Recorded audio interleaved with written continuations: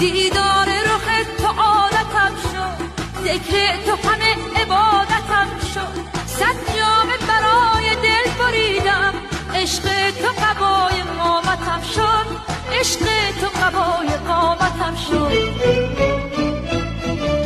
دزدید تو را نگاه کردم، آری به خدا گناه کردم. دیدار رخ تو عادتم شد، ذکر تو همه عبادتم شد. صد جامه برای دل بریدم، عشق تو قبای